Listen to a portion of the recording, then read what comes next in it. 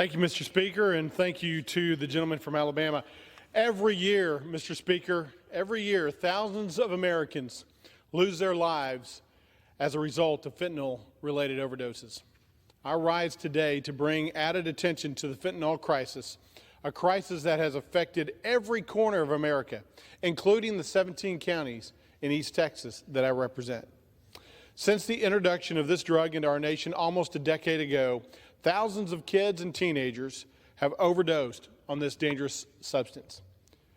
Since 2020, over 3,300 Texans have lost their lives in fentanyl-related overdoses.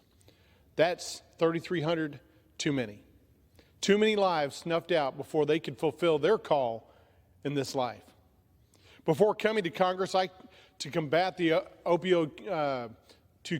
opioid crisis in Texas, I worked with a small group of other interested parties to help negotiate what became known as the Texas Term Sheet, something that established a settlement structure for opioid-related claims in the state.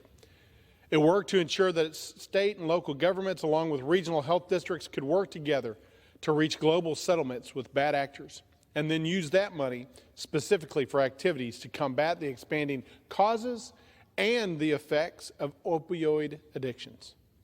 Now, as a congressman, I continue this fight. Earlier this year, I introduced legislation that would require the president to impose sanctions on Mexican individuals, such as cartel members and corrupt Mexican officials, who are involved with the manufacturing, distribution, and transfer of illicit fentanyl. It is past time that we hold these individuals accountable, personally accountable, for their role in the deaths of thousands of Americans.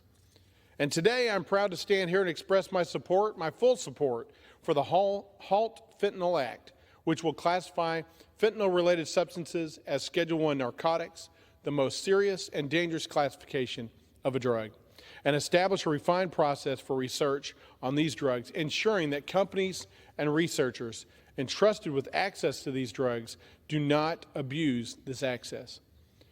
This is a steady and strong step in the right direction, but it's just a small step. There's much more for this Congress to do.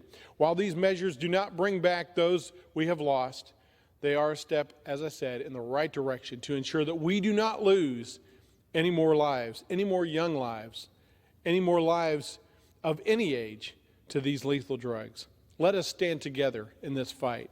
Let us work against this demon of fentanyl. Thank you, and I yield back.